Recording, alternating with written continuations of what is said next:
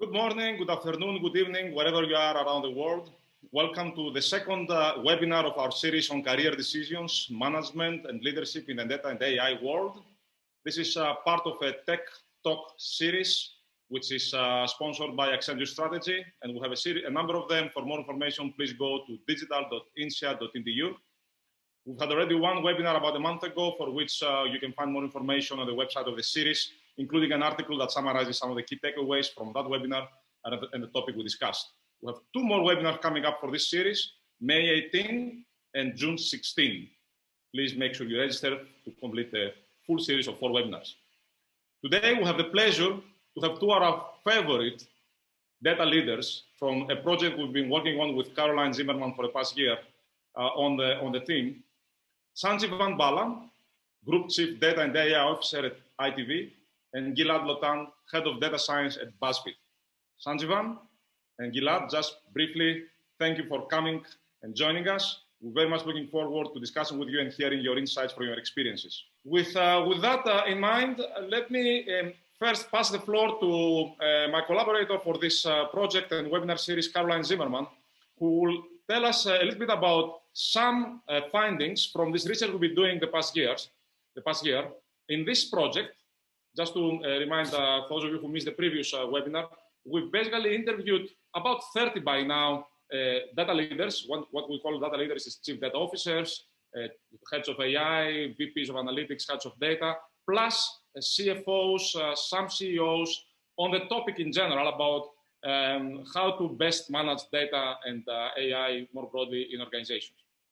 Caroline will present some topics around today's topic that we found from our research. So I'll pass the floor to you, Caroline. Thank you very much, and then we'll come back to our guests. Great, thanks so much.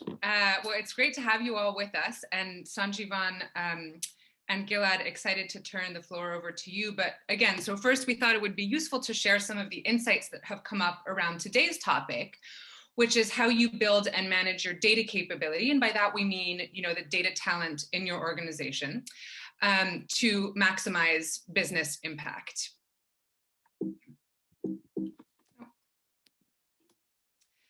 And so part of that is thinking about the questions that arise more broadly when we're trying to think about how you build that data capability. And so that's really going to involve, and again, these are questions that emerge from the research itself. What profiles do you need to hire and why? How do you deploy these resources in the organization? So that's really around the concept of the organizational model and your operational model. And then how do you build that so that you're collaborating effectively on the one hand with business and on the other with engineering? As well as what the ideal reporting line is for a business leader.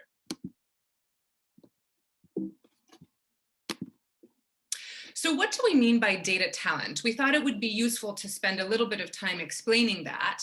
The first thing is that it's going to include analysts, right? And we mean that in an umbrella kind of term here to include insights professionals, data visualization experts, even data product owners and governance people. And essentially those are people who have a technical skill set, but are also going to be able to communicate some insights with the broader business. We're also talking about data scientists who both will be working very closely with business stakeholders, usually on prototypes. And a shorthand way to think about that is that it's people who work on their laptops. And then they're going to be working closely with data engineers and machine learning engineers to be able to deploy those prototypes into production and scale them, right, on enterprise software. So like an easy example is a data scientist works on a recommender algorithm, and the machine learning engineer will help them deploy that so that you have a live, personalized product recommendation experience on a website, for example. So one of the questions that came up over and over again in these conversations with these 30 data and business executives was, should these resources, the data talents, sit under a data leader in a consolidated way, or should they rather sit under their partner functions? And that would mean, business functions for the analysts and the data scientists, and a tech and engineering function for the data and machine learning engineers. And we thought that it would be useful to explain a little bit what emerged from the research, which is that it's not so much that there is a right or a wrong structure. It's more about how that structure evolves over time and thinking about the pros and cons of these two different models, a more like consolidated team under a data leader or something a bit more distributed in the partner functions. And a useful metaphor to think about this is phishing. So what do we mean by that? It's very useful to think about it in terms of like how with a data leader with like a consolidated data talent pool underneath that person, it's kind of like reeling in all of your data talent, right? You're reeling it in, especially if you're having a situation where the analytics and data science initiatives are kind of spread out all over the organization. They're happening in lots of different pockets. They're not particularly coordinated. And so you really want like, it's very useful to consolidate all of that data talent underneath the data leader when you need to do that reeling in. And then at other times, you're actually going to want to cast out all of that data talent into their partner functions, and that's going to be more effective. And so what we found in the research is that reeling in was very useful when there was a real lack. So again, this idea of like lots of analytics activity going on in lots of different places in a disorganized way, reeling in is very useful for creating like common standards and best practices, making sure that everybody is working on the same set of tools. So putting order into all of that. It's also really useful to reel in that data talent in that consolidated data team under the data leader when you want to make sure that you're retaining and engaging your data talent. So you want to make sure that you're able to offer them the technical mentorship that they need and the kind of career paths that they need to stay engaged. It's one of the most competitive areas of the labor market. You want to make sure you're holding on to those people and growing them effectively. And then third, reeling in under that data leader is very useful when you're having troubles going from prototype to production. So sometimes when data analysts and data scientists sit in business and data engineers sit with tech, they're too far apart from each other to be working together effectively. They're not communicating that well. They become really different worlds, really different cultures. So sometimes it's useful to bring them in under the umbrella of one team, under the data leader, to make sure you're moving effectively from prototype to production. On the casting out front, casting out is very useful when, number one, you want to give more autonomy and flexibility to the business teams. So what we found in the interviews and in our research is that sometimes when teams are overly consolidated under the data leader, they are a bit of a bottleneck for business teams. So for example, you have a sales team that needs some insight really quickly for an important sales pitch the following day, and they're not able to get that request serviced quickly enough because there's lots of other requests coming into a more consolidated data team. So useful for giving more autonomy and flexibility. Also very useful casting out for really maximizing business alignment. So one of the things that we found was that teams, entirely underneath a data leader could develop things that seemed really useful, but then didn't really get adopted. And I know Sanjeevan has an amazing example about that and how they overcame some of those challenges. But yeah, like adoption can be an issue, right? And communication with business also. And so casting out those resources into the business functions can help with that. And then third, can also be very useful for integrating with the rest of the tech stack. So if data engineering is actually working side by side with software engineers and just the other tech talent in the company, that can be very useful. So just to restate that, so reeling in the data talent underneath a data leader's remit, very useful for implementing common standards, for mentoring and retaining the data talent, the data talent, and then also very useful for moving efficiently from prototype to production. Casting out, so pushing out that data talent into the partner functions, is very useful for autonomy and flexibility of the business teams, really useful for business alignment, and really useful for integration with tech. And I think that one of the most interesting findings to come from the research is that the most effective teams tend to not have a static structure. It actually moves between reeling in and casting out according to what the business needs are at the time, according to the maturity of the data journey, according to all these different factors. They're flexible in their structure. And so to give you an example from the research, we spoke to this chief data officer who started out in, his journey and his team's journey went through 3 phases. So phase 1, he started out as an individual contributor, and that went really well. And quickly he was given more resource. And one of the first things that he did, and so this was then the second stage, is that he found that because, again, all of that analytical talent and the initiatives were living in these different pockets of the org, there was appetite for data-driven decision-making, but it wasn't particularly organized. He reeled all that in, created a central, kind of a central function under his leadership of data analysts and data scientists. And he also hired his own data engineers because he was having trouble, and his analysts and data scientists were having trouble getting the attention of the tech org. And actually what happened at this point is that the tech org started seeing them as too cool for school. And I love this. They were saying, why do we have to manage all this legacy technology while you guys get to have all the fun? And so point taken, and this took him to phase 3, where he then pushed out. So he cast out the data engineers and product people in his team into the engineering org. And that worked actually incredibly well because they'd been having a lot of data quality issues at the time. And once tech was able to own the infrastructure end to end, they became much more willing to change upstream data quality issues that they had been less interested in fixing before that. So it worked really well there. And in order, and in a way, this is also, this is the final phase, it's phase 4, it's the current incarnation, is that they did realize, so it's around creating business alignment. So this chief data officer did decide to retain the analysts and data scientists in his remit for 2 reasons. One, that mentorship piece.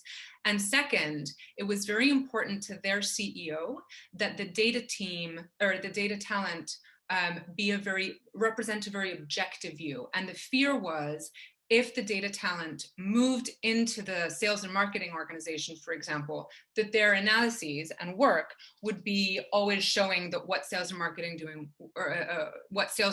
were doing was great. And it was very important to the CEO to retain that objectivity, that objective point of view. But what they did to achieve that business alignment is that he co-located those analysts and data scientists 2 or 3 days a week with their business stakeholders so that they can be involved in really similar, in the same daily rituals and just have that cultural closeness that leads to the kind of alignment that is incredibly important to have success with these things. So with that, I will turn things over to our guests, and we're very much looking forward to them. Just in case people don't know, ITV is one of the top channels in the United Kingdom, and BuzzFeed is a fantastic digital media company. So with that, I'll turn things back over to you. Thank you, Caroline. Fantastic. And you can all see what happens when you combine data with literacy. Caroline has an English major and then turned to data leader later on herself, which is great. Sanjeevan, Gilad, you don't mind turning on your cameras and mics. Thank you. Welcome again. Pleasure to have you here. I love this, too cool for school. Do you feel so? Do you think you and your teams are so? The answer is yes, of course, right? So, question. We have these new kids on the block, the data scientists, data engineers, everybody around data, what some have called in the past the sexiest jobs of the 21st century. And they have to fit somewhere in the organization. And they're sitting somewhere between IT engineering, because they're not IT and engineering, and the business in many ways. So they have to kind of link with those 2 sides. And that's part of the challenge on how to do this. So Sanjeevan, let me start with you and take one side first, the side of the business. What's the best way to align the data team and data organization with the business to ensure that they deliver value where it mostly counts, in your experience? Yeah, so I think, being placed in the business, certainly from my perspective in a traditional business, is quite key. And I think part of it comes down to understanding, where on that journey the organization is in terms of just maturity. And almost the best way to unlock that, certainly from my experience, has been very much to sort of almost step back and map the value chain and the ecosystem the organization sits in. So from an ITV perspective, we broadly create, produce, distribute, and monetize content. And that's kind of broadly our value chain. And then in terms of the ecosystem, we have viewers that watch content, we have advertisers that spend money to advertise, and then we have content buyers globally that buy content from ITV Studios. So that's broadly kind of how we're set up. And I think once you break that down, the next thing you then need to do is sort of start to then value map. So you sort of go into each part of the chain. So for example, when we're creating content, understand the business processes that are happening in that part of the value chain. And once you've done that, you almost step back and then you pose the question, what if you did the following as you're creating content? Or what if you did the following when you're distributing content? And you pose all these questions with these business stakeholders. And the conversation actually isn't about data. It's really about revenue and generating growth. And that's what flips it for the business, because certainly from my experience, we never spoke about data in those early engagements. But what that then does, it creates great buy-in from the business. The language then is about growth and EBIT contribution, and that creates the business engagement. Once you've done that, you then move very quickly into then assembling and sort of creating the strategy around how do you prioritize these value cases? How do you then assemble the team? How do you then construct the organization and the operating model design? And that's how you sort of get certainly both strategic CEO buy-in, but also board buy-in as well, because you're talking the language of growth and innovation. It's not the language of data. Fantastic. I love this what-if question, which is one of the key skills to have in business to leverage data and technology in general, the what-if imagination. This is great. I also love the idea that you start from business, of course, and you don't talk about data, which is quite surprising in some ex-ante surprising. Of course, ex-post is obvious. Gilad, you want to add something to this? And then also we can move also on the other side, because you have also the other partners like engineering and IT also to work with. But let's start from the business side, from your view, and then move on the engineering side.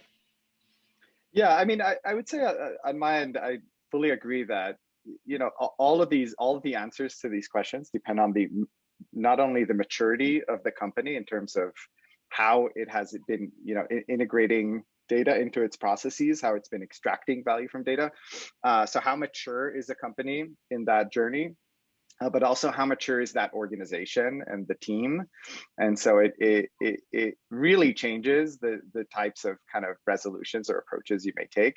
I also find that it's important to think differently about analytics versus machine learning or AI or data science, whatever it is.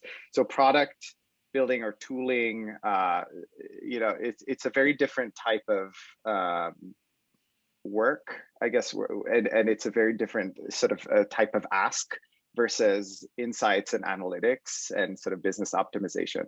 So I think distinguishing between those two and really sort of trying to figure out where the opportunity lands. So what we typically have is there's either a partner on the business side or the business team that is kind of like effectively our bridge, or the analysts on the business side who has the most context for the needs, or we embed someone from the analytics team into a business team where there's potentially a need as a first step and as a way to assess and sort of get some of the answers to the questions that Sanjeevan had posed.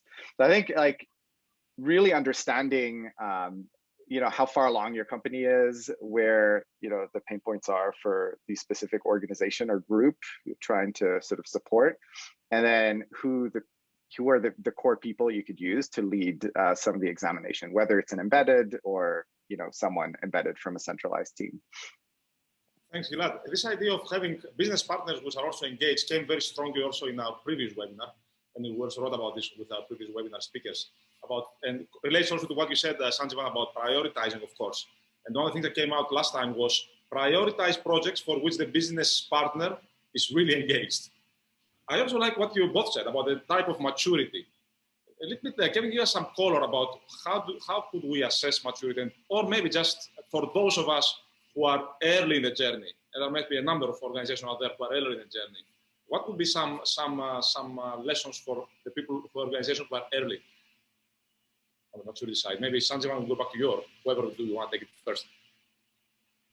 What do you do? I think if you're early on in the journey, and depending on sort of what the strategic remit is, what the environment you're operating in, I think the thing to almost avoid is go down the trap of, well, let's collect all the data because it's easy to collect it, and let's store it in the cloud because everything's on OpEx now and it's cheap to store, because you get this classic kind of, we know it's important, let's collect it all. I think the thing almost to do is almost ignore all the data and focus really sort of laser sharp on value cases. So what is it marketing can do if you were able to collect data in a certain way? How can that make your marketing more effective? What is it sales can do? So be really, really sort of clear on what outcome, what business outcome you can affect, and then only start think about, therefore, what data, what technology, what infrastructure, what people, what processes, and all the rest of it. So I think if you're early on, and certainly if you're a sort of a larger sort of traditional business such as ITV, I think being really clear on value first and how you're going to exploit and create those outcomes is quite critical. The other, I think, lens that's often quite useful is to think through, are you trying to create a defensive strategy, which is all about reporting and BI and looking backwards around what happened yesterday, because you just don't have the basics to understand what happened yesterday to then plan how you optimize things in the future? Or are we going down the sort of the more offensive strategy, which is sort of saying, how do you create data and use data to kind of create products that create genuine revenue growth and innovation? And typically what you see is if you're early on in that journey, you more likely sit in the defensive side, because fundamentally just providing, a marketeer with this is what happened yesterday, as a simple report, actually creates some value and it creates some kind of familiarity. It's great to know what happened yesterday. It's great to understand what happened in terms of sales or transactions. And that's typically what you see in terms of how you do that. The risk with just a defensive strategy in itself, it doesn't generate growth. So it's great that you're liberating. It's great that you're providing BI and reporting. In itself, it doesn't create value. So then it's how do you then go on that journey to then go from a defensive strategy to an offensive, which is all about growth and new EBIT and revenue contribution. Gilad, was that aligned with your experience and views, briefly? Yeah, I mean, I would add to that very specifically, you sort of can assess your position in this journey or your maturity or the maturity of the company by asking a few kind of questions, such as, is it clear what the roles and responsibilities of data people are? Like, is it clear what is expected of them? Typically, a company that's earlier in the journey, they're more generalist data people. It's, they kind of do everything that touches data, versus a more mature organization has specialization.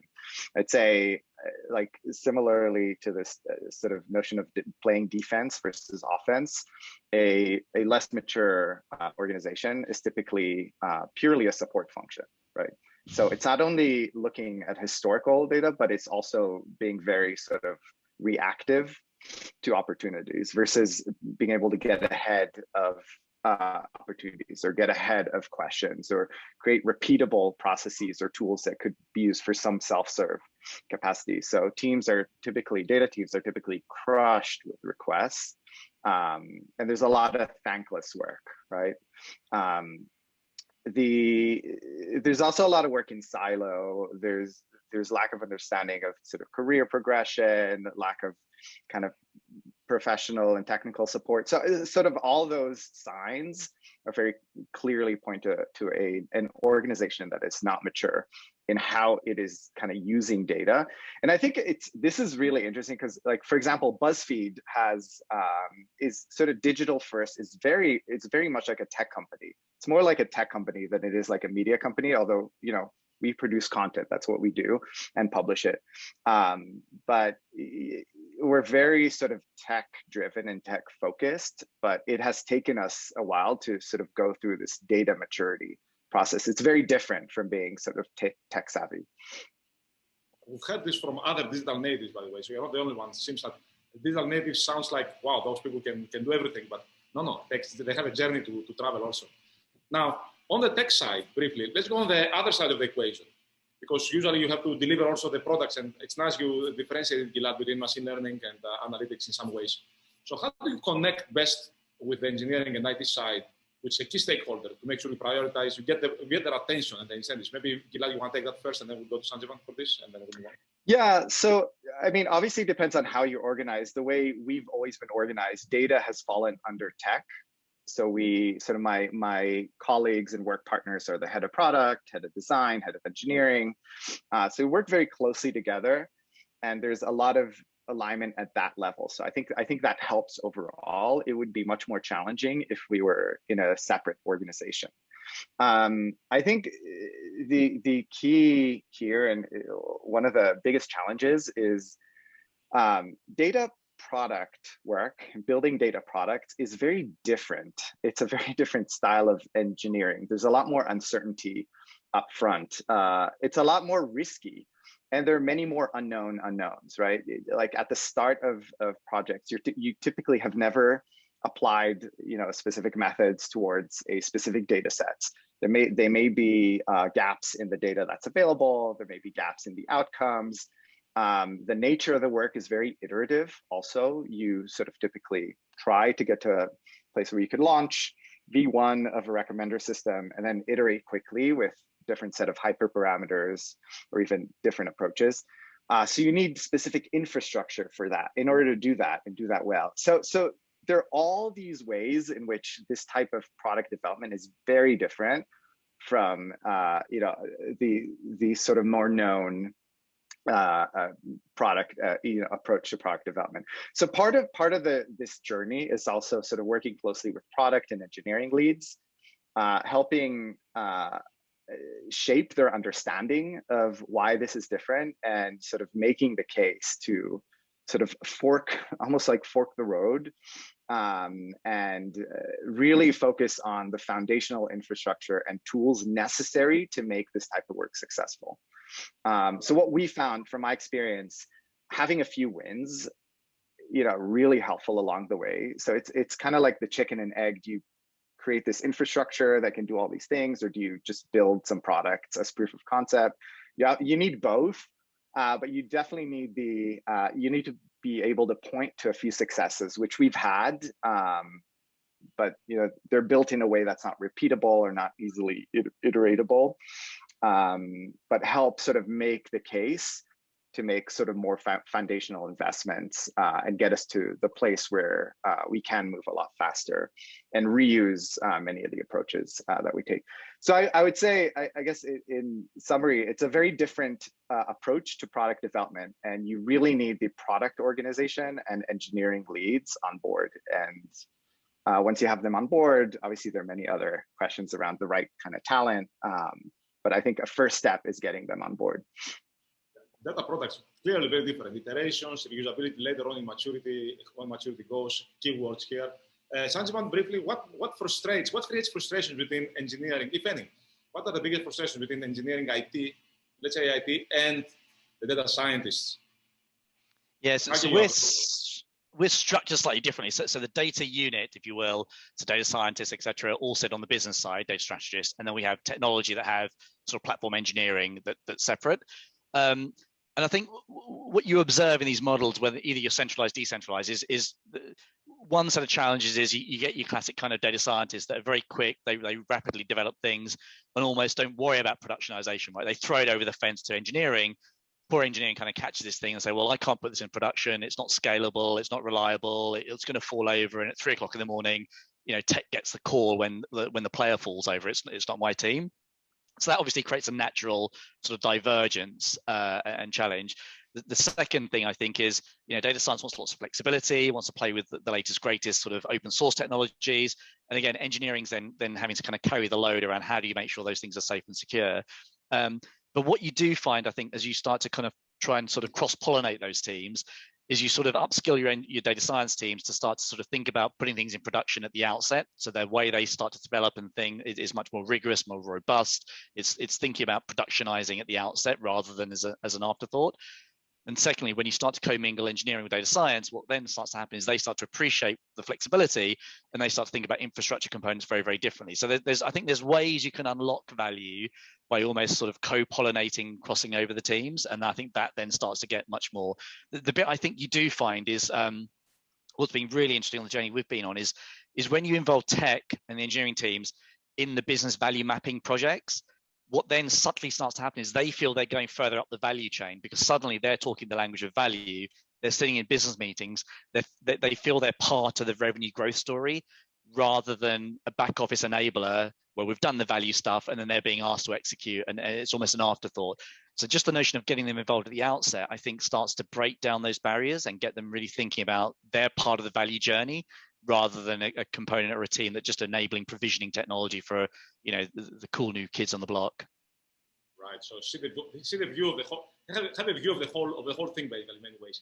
Let's have a pause here and bring back Caroline with some questions from the audience. Caroline, maybe you can pick one. Sure. So I think the one that is most, there have been a number of interesting questions, but I think that one that fits well at this point in our discussion is, when you're thinking about team structure and what sits under you as the person who is the data leader and what should sit out in partner functions, so in business or engineering, is there a difference between, what was the language this person, essentially, is there a difference between the data engineers, so the people that are going to be involved in productionizing, versus those who are going to be having to work really closely with the business? Like, I think essentially a way of re-saying this is, who do you absolutely want reporting into you and who are you happy to have live out in partner functions and why?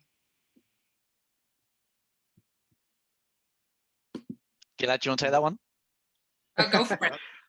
Go for it.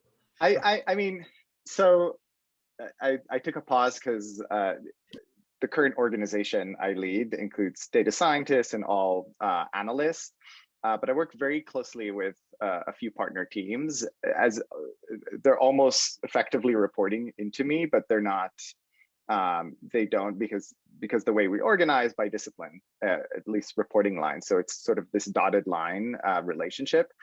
But I found it critical for me to stay close to our work on the analytics engineering front. So a team that is maintaining ETL processes, our data governance processes, you know, various services we built in-house to power BI. So I feel like without sort of staying close to those set of initiatives, without being able to directly impact their roadmap and even like advocate for their needs up high, I feel like that is beneficial for the rest of the data group, that I am able to understand their needs. I am able to advocate for them, because without their, you know, without this being a strong, successful team, everyone else working with data is, you know, ends up getting hurt.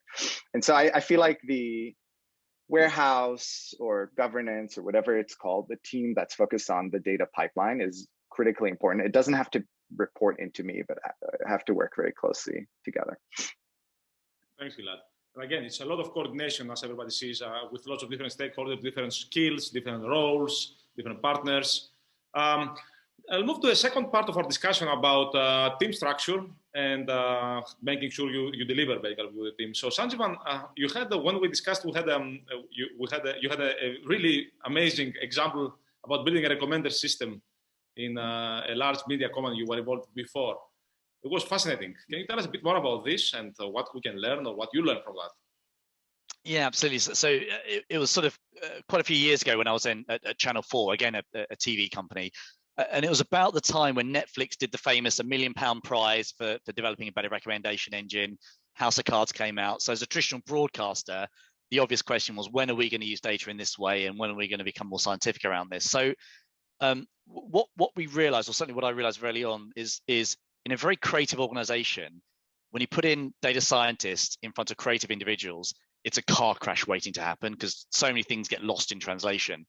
But what we then figured out is actually, because these editors and these creative individuals, when you talk to them and you understand where they come from and what they passionately believe in, it's the creative endeavor. What they talk about is how they understand the audience, how they understand sort of sort of agitate and deliver content that delivers amazing experiences for audiences.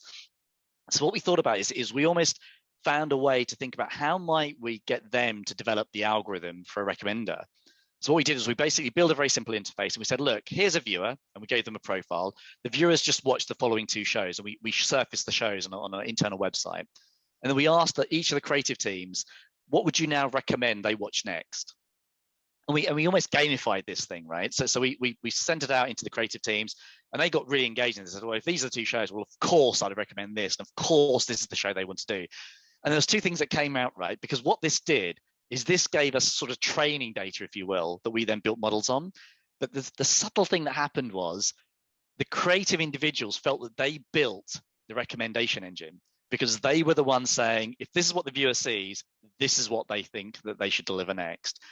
And the other thing we were able to do then is we were able to kind of get them to think about, well, what if you wanted to surprise the viewer? What would you recommend they watched? If they watched 2 really gritty, dark dramas, what would you suggest they recommend that they watch next?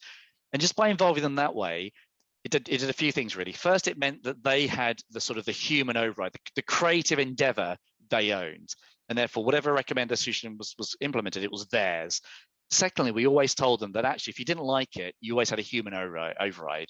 And that control meant that they were bought in at the outset. They leaned into the development. They felt they owned it. And fundamentally, the outcome of the business outcome of the recommendation engine was their creative endeavor. It was their sort of creative understanding of the organization, of the viewer.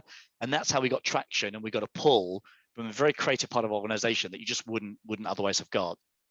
We love this story. It's one of my favorite stories. It sounds like literally like fishing for the poets in some sense, right? they basically get the best way to get buy-in. And also, interesting part is what you said also, that you get also training data from the users. Oh, yeah. That's really, really, really innovative. Thanks a lot. Gilad, I'll come back to you. I'll read the quote you gave us when we talked with you a few months ago. And I'm curious about your reaction about this quote. I hope you remember the quote and you don't deny it's you. Let's see. So, sorry, I read it from my text here.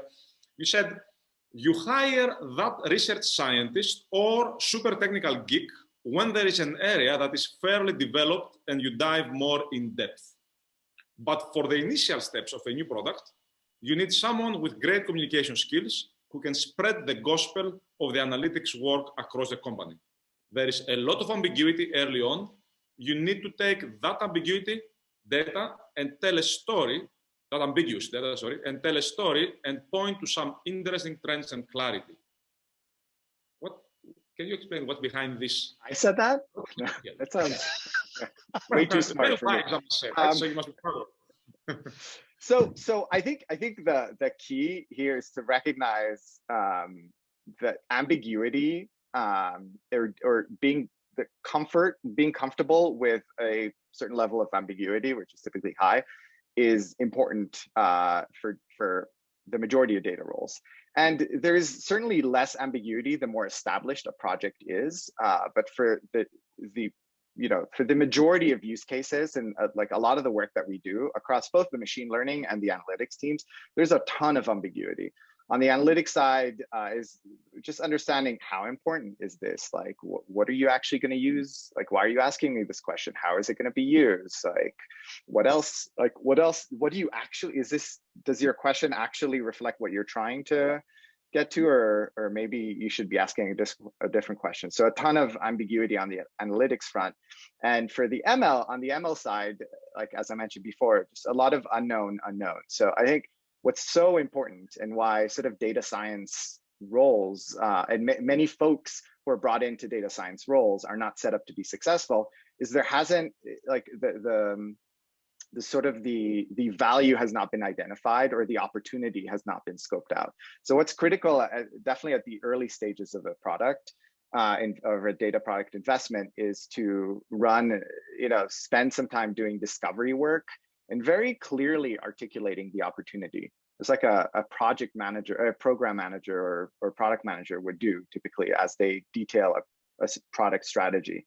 And so, in our case, we have, there's a lot of shopping content on BuzzFeed. We have various shopping experience on the site. We'd never in the past invested in sort of shopping specific recommender systems, but a senior machine learning data scientist came in and really kind of spent a few weeks, maybe a couple months, diving deep into the existing trends, using baselines from other product areas. So being able to sort of compare to existing baselines, so places where we have knowns, right? And then making connections between the unknown unknowns and the knowns, right? Like, okay, we see this type of behavior on our shopping content. We know about sort of baselines from other places where we have recommender systems or data products in place, and really sort of laying out the opportunity very clearly using data is really so critically important and a key part to sort of setting up these types of data product and projects to be successful. So it helps gain, it helps get stakeholders on board, like your engineers and product managers and executives. And it helps kind of show what the opportunity is, really quantify here, if we invest in this unit, given other baselines that we're seeing, this is how it translates to revenue. Like you could very clearly point that out using this type of approach. I love the focus on being comfortable with ambiguity at all levels. This is really, really important.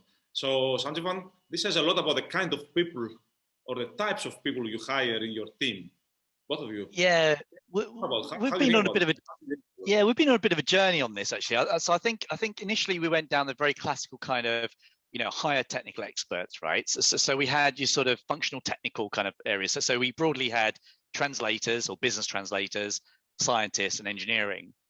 But I think what we started seeing is a couple of things happen, right? For any of you that's worked in language translation, loads gets lost in translation, right? So translator role was sort of mistranslating, shall we say. The second thing that happened was, when you put these individuals in front of the business, because the business can't really, especially for traditional business, they can't imagine the art of the possible.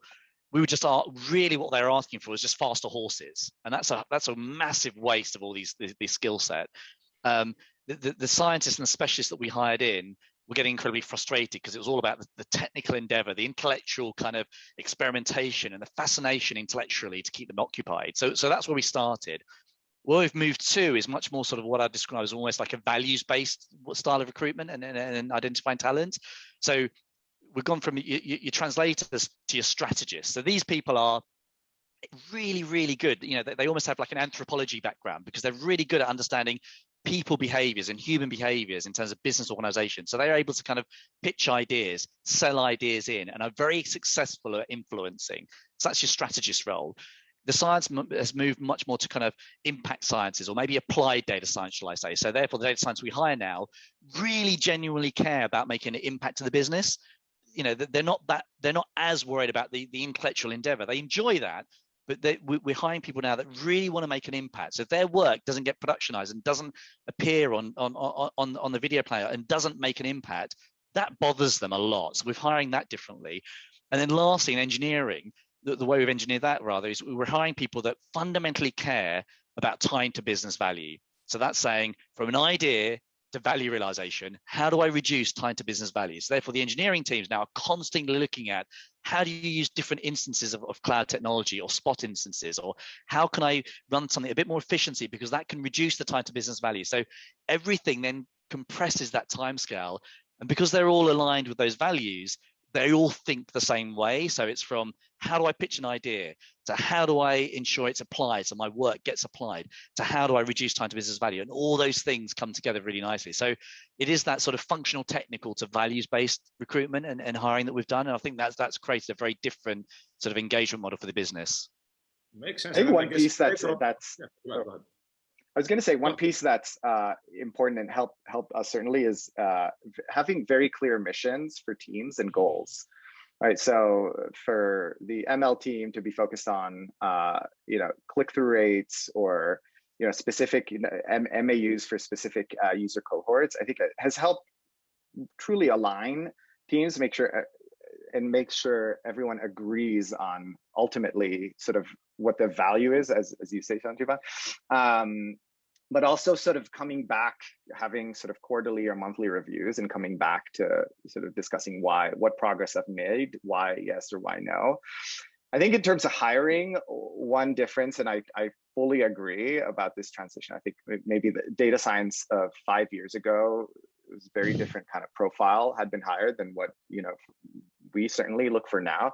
Operational excellence is really important. So folks who really sort of are results driven, are able to kind of manage the process of seeing projects through, and are able to be they're able to be pragmatic in their choices. I think it's incredibly important both for engineering but also for data science.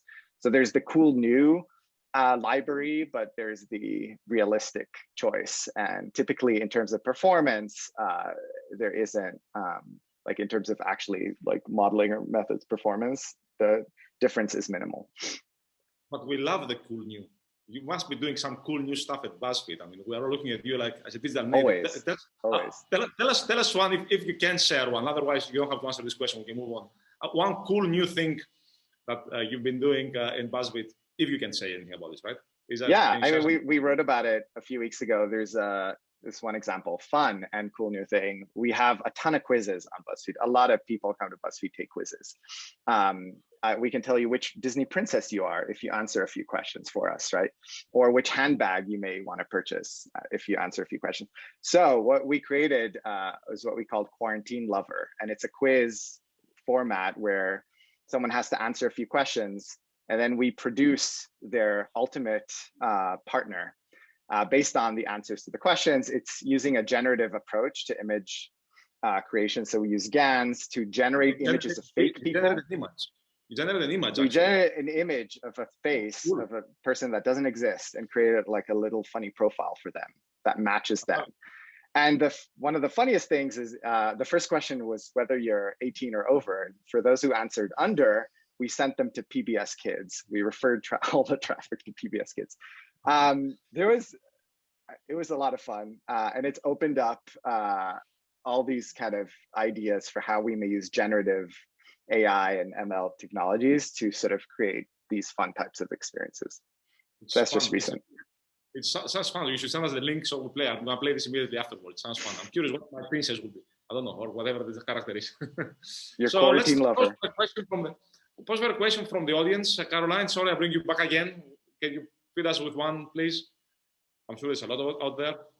Yeah, of course. So I think that the one that is most relevant to this point in the discussion is, hopefully this kind of brings some themes together.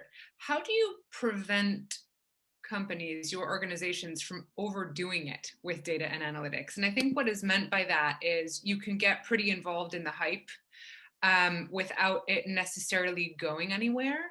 So how do you focus and make sure that that doesn't happen? Maybe Gilad, you can start with this one, given you do all this cool stuff there. I think when you say overdoing it, immediately I think about A/B testing and A/B testing culture, which I think integrating A/B testing has been really important culturally for us at BuzzFeed. We've built our own capabilities and have been leveraging A/B tests for years and years as we develop our products. But I think teams over time, it's definitely like I've grown concerned at the risks we are willing to take in terms of product changes, and unless we have data to support these changes. So I think A/B tests are really powerful and should be leveraged by all companies. But we should also recognize the potential to abuse and to almost hide behind A/B tests and not sort of take any decisions that may be a little risky, right? A/B tests are great for sort of climbing iteratively a hill you've already discovered, but they're not great at showing you another hill that may be even higher, right? So you're sort of at optimizing this local maxima. So that's where I feel like I think many companies are struggling with this sort of, how do you balance between data-driven product development based on A/B tests, rigorously analyzing and kind of looking at these trends, and then taking some decisions based on your understanding of the product, based on other kind of qualitative research that you may do, and strategy that you're trying to achieve. Sanjeevan, I'll come to you for one last round of questions regarding going to the strategy part, picking up from strategy from Gilad. So there is a lot you can innovate with, but at the end of the day, everything has to be aligned with the top and with the CEO and with the strategic initiatives of the directions of the firm, of course. So let me ask you both, and starting with you, Sanjeevan, what are the differences in terms of reporting for the data leader for yourselves? You know, we've seen in our research with Caroline, we've seen like different companies having different structures, of course, as expected. Some of them, the CDO or the head of analytics or head of AI reports like to the CFO, in others to the CEO directly or to the board, in others to some functional business unit head, in others in the CTO. We've seen that also. Any insights or best practices or lessons or trade-offs you can share? Yeah, it's a really interesting question, and it's something earlier that you touched on around sort of do you centralize or decentralize teams, as it were. So, you know, my personal view is I don't think there is any right or wrong answer, right? There isn't one place that this should sit. I think a lot depends on how you diagnose the business. So where on the maturity curve is the business? Understand what the culture of the organization's like. Understand, is this all about sort of shiny new things or sustained change? There's probably a dimension around, you know, what level of sort of in the sector you're in, how regulated is that sector, and therefore what does that mean, and therefore what does that imply around where this should logically sit? Appetite to risk, again, and how it's governed, I think is a key component to this. But the critically for me is what are the breadth of outcomes you want to achieve from a data and AI strategy? So and that also drives kind of where this sits. So, you know, broadly, if I run through some of those roles, it's great if it's into the CEO, right? You're at the exco, it's brilliant. But sometimes what can often happen is, you know, it definitely opens doors and everything, but sometimes what can now often happen is you get the classic, you know, the highest person paid in the organization, the hippo effect. You get these vanity projects, you know, they want to be the CEO that talks about these shiny new toys, and it can sometimes, you know, create a lot of kind of external narrative, but actually doesn't bring about sustained change necessarily. CFO can obviously brilliant that it sits there, but typically what you find there, you've got a great sponsor because he ultimately signs the checks, but actually you have the challenge around there's risk aversion, right? And they're looking for ROI really early, and they're looking for ROI probably too early. So how do you then quantify all this up when you're into the CFO? Different set of challenges. CTO, again, very much depends on the type of organization, the type of CTO you have. But often what you find sometimes in traditional businesses is the CTO has a headache of just, you know, maintaining the back end operational legacy systems. And therefore, you know, this sort of unit isn't necessarily sort of enabled in the right kind of way. But to Gilad's point, you know, if you put tech and engineering and the data component all in the same area, you can kind of liberate some of those things. So I think broadly, you know, there isn't a right or wrong answer. I think it very much depends on the organization, where you are in terms of maturity. Critically, kind of what outcomes you really want from the strategy, right? Is it just a marketing led, in which case, obviously put it into the CMO, or are you trying to enable a much wider, more sustained organizational change that's driving growth, in which case it probably makes sense to sit somewhere else. Yeah, great. Thanks a lot. We have only 5 minutes left, and I'm sensitive to time, so I'd like to get a couple of more questions, if possible, from the audience before we close with a final question for you too. Caroline, you something to add on? Yeah, sure. This one is not necessarily super related to data team structure, but it is the most popular question, so I think it's important to ask it. It's around data democratization products, and I'm thinking of like Tableau, I suppose. So the question is, have they worked to empower business stakeholders to access relevant data? Or is it a double-edged sword that creates more problems than it solves? And I'm interested in your answer. Yeah, please let us know your thoughts. Oh God, it's complicated.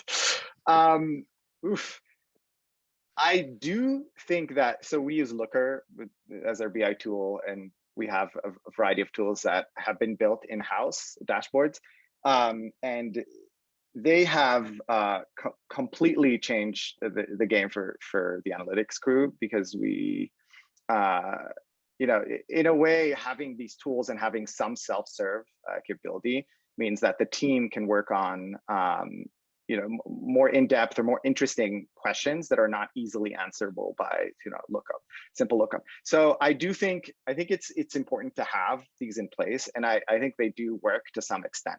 But at the same time, like as the question references, there is a double-edged sword component, because the better you can answer kind of the simple questions, the more complex questions you'll start to get as a team. And so I think these tools have opened up our ability to work on more interesting, ultimately more valuable analyses on the analytics front. But they have not fully solved the problem. And then the other piece that's important to recognize is these tools don't just work on their own. They take a lot of work to maintain and manage in an ongoing manner. If you are not ready to invest in that, then you should rethink whether you want to use these tools. Sanjeevan, something to add to this before we go to the final question? I think it's fair to say that, you know, there's a lot of hype and promise about this whole democratization through the tooling. And I think for traditional business, certainly like ours, it hasn't quite delivered on that. I think it's definitely helped unlock an analyst capacity. But, you know, are we at the point where business users are self-serving completely and answering their own questions? Absolutely not. I think what Gilad's point is well made. I think it is shifting the nature, because often when you give them one thing, they sort of say, well, that's really great, but what about this, this, and this, and what's driven it? So it drives other questions. I think where we're getting to is sort of, we're no longer answering questions per se, but it allows us to then engage with a conversation around what are you trying to achieve with the outcome? And that allows us to have a different conversation around, actually, is the business asking the right kind of question, if that makes sense?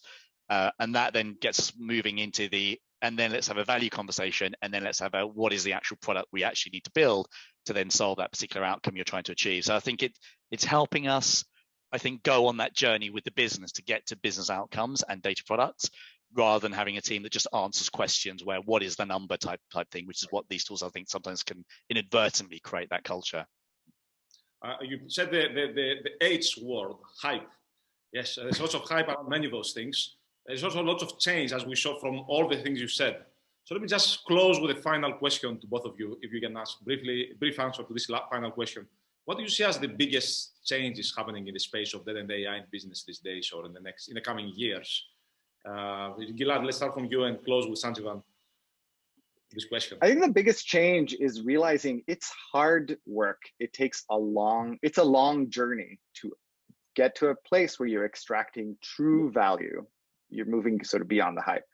And so I think executives and leadership teams are realizing that and are starting to better kind of frame what their expectations, and then tailor their approach or decisions or investments to that.